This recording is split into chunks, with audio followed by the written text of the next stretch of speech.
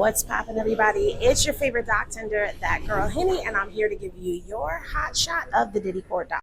Today, after court was adjourned, Judge Arun Subramanian addressed the situation with juror number 6. It turns out that during his voir dire, he said that he lived in the Bronx with his fiance and his daughter.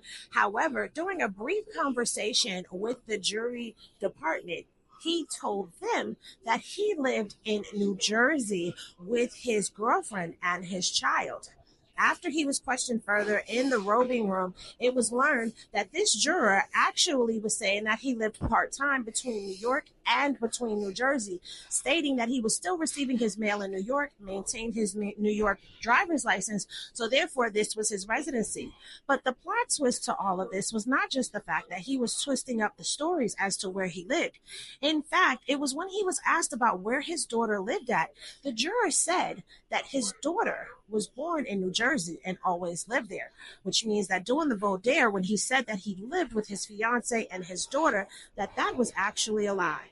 Due to the inconsistencies of his residency, Judge Arun Subramanian decided to dismiss him based off of lies and deceptions and questioned whether or not this juror could be trusted to make decisions and follow the court's rules.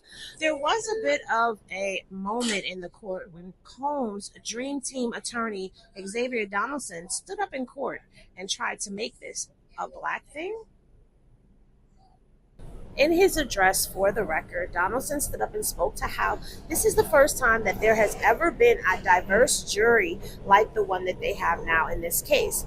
And they felt that by letting this man go, that it was going to be something that was going to be frowned upon in a way because he was a black man.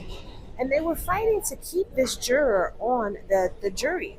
But that's leaving many of us that were sitting down in the overflow gallery question, why would you keep somebody on the jury who has questionable ethics to them, like lying and deception?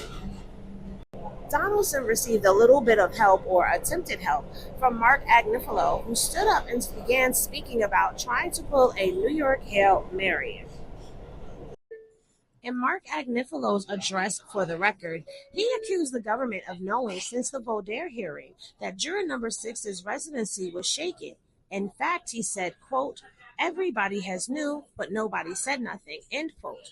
Well, this caused Judge Subramanian to say that if that was the case and everybody knew and the defense didn't say anything, that's going to be a problem. Judge Subramanian also spoke to the fact that the way that this even came about was completely organic. It was not a plot and plan strategy. The reason that the defense is going so hard is because this is one of the jurors that the defense specifically picked. And if he gets put off, there's going to be an alternative that steps in. I'll keep you posted on what happens with juror 6. But as of right now, Judge Subramanian has ruled that juror number 6 is gone. After this, there was a sensitive matter to be covered where the courtroom was sealed off and closed and everyone was asked to leave. Y'all, that is your Diddy Doc breakdown from your girl, That Girl Henny. Make sure you're following on all platforms, and I'll see y'all in the next video. Peace, everybody.